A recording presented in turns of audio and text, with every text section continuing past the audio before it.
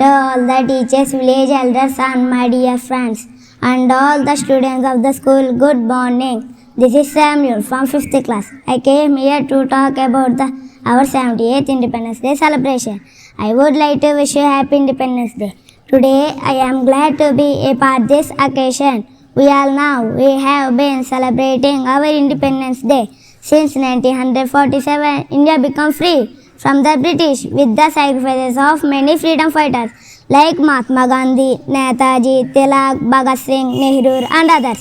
Let's remember there was sacrifices and be thankful and responsible for our motherland. With this, I would like to complete my speech. Thank you one and all for giving me this opportunity. Jai Hind. All of you, I am Tejaswi. I am 6 years old. I am studying in 2nd class. I would like to wish you Happy Independence Day. Let's remember their sacrifices and be thankful and responsible for our motherland. I love my country very much. Thank you all. Jai Hind. ఉపాధ్యాయులకు మరియు ఉపాధ్యాయులకు ఇక్కడకు విచ్చేసిన ముఖ్య అతిథులకు పెద్దలకు నమస్కారములు మరియు నా తోటి విద్యార్థులకు శుభాకాంక్షలు. ముందుగా అందరికీ 78వ స్వాతంత్ర దినోత్సవ శుభాకాంక్షలు. 78 సంవత్సరాల క్రితం సరిగా ఇదే రోజు అనగా 1947 ఆగస్టు 15న మనకు స్వతంత్రం లభించింది. స్వతంత్రం అంటే ఎవరికొంత బందీలుగా కాకుండా మన స్వతంత్రంగా జీవించడం. మన రాజ్యాంగాలు, మన చట్టాలు, పాలన విధానాలు మనమే సొంతంగా తయారు చేసుకొని వాటికి అనుగుణంగా స్వతంత్రంగా బ్రతకడాన్ని స్వతంత్రంగా పేర్కొంటారు. గత 78 సంవత్సరాలుగా మనం బ్రిటిష్ వారి అరాచక పాలన నుండి విముక్తి పొంది స్వేచ్ఛా జీవితాన్ని గడుపుతున్నాం.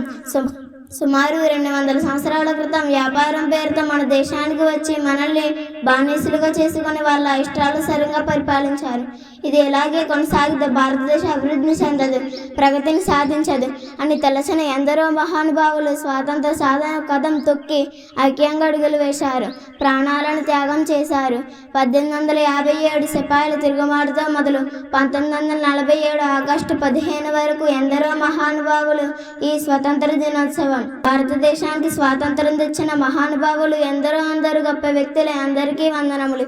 వీరిలో కొందరు అహింస మార్గాన్ని అనుసరిస్తే మరికొందరు హింస విధానం అవలంబించారు. మొట్టమొదటిసారిగా స్వాతంత్ర సంగ్రామం 1857 సిపాయిల తిరుగుబాటుతో మొదలయ్యింది. ఇది దేశ స్వాతంత్రం కోసం వేసిన మొదటి అడుగు. ఈ ఉద్యమంలో ఎంతోమంది నాయకులు తమ ప్రాణాలను సైతం లెక్క చేయకుండా స్వాతంత్రం కోసం ఉద్యమంలో పాల్గొన్నారు.